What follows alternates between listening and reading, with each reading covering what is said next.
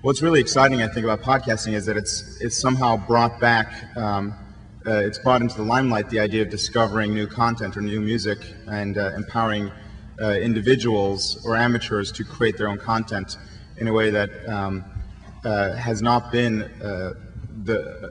in mode in music or in radio for a very long time. And I think there's two trends that have caused this.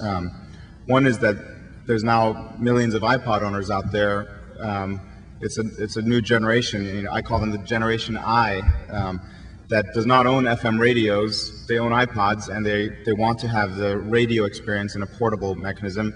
They also have this desire to fill their iPod. You know, it's interesting because if you're a CD collector, you don't feel like you need to necessarily fill your room with CDs, perhaps.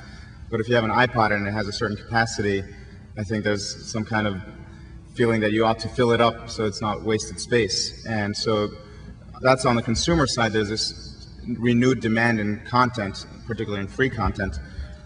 You know, having embraced podcasting, we kind of realized is that any musician can also be a podcaster themselves. And this, there's been a very long tradition of musicians giving away free content as a way to expand their fan base or better connect with their fan base. And by that, I don't mean, when I say content, I don't mean necessarily giving your music away for free, although there's certainly, I think, benefits in giving some music away for free. There's lots of other content that you could give away as a way of staying in touch with your fans.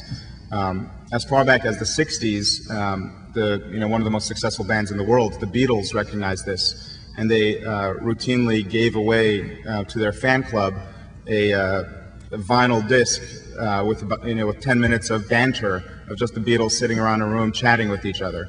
It was their annual Christmas fan club CD, or record, sorry. And they just send that to their fan club just as a way of staying in touch with their fans. And I'm convinced that if they had the technology and ability to send that kind of thing out more frequently, they would do it more frequently. The reason they didn't do it more frequently is because in those days you had to get in a room, sit around a microphone, record it, press it onto vinyl, and mail it physically. Today, with technology that GarageBand has built and is offering, you can make a toll-free phone call from anywhere, record a message, hang up, and it's instantly added to your podcast channel. And so that means any podcaster, whether it's a DJ or a musician or really anybody who wants to maintain a connection to their fan base or to their friends, can do so with really no work at all, with only as much time as it takes to leave a voice message, basically. And so we're now seeing a large number of not only our musicians, but there's a growing interest amongst established major label artists to use this tool as a mechanism to stay in touch with their fan base.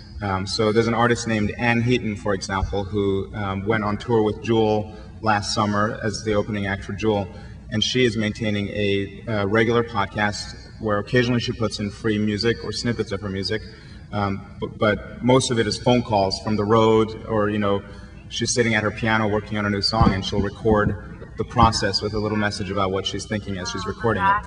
And that's podcast on her website. I guess we're seeing it up there. Another technology we've built, there's an embedded player on the website that automatically plays the podcast when you visit the website. So for people who might have thought that they're not sure what the technology is, it's basically the soundtrack to this website. There's no new technology involved. You visit the website and the podcast just starts playing. There's links to subscribe to it and download it and add it to your iPod, but it's really not a technology that's different from what's been on the internet for many, many years.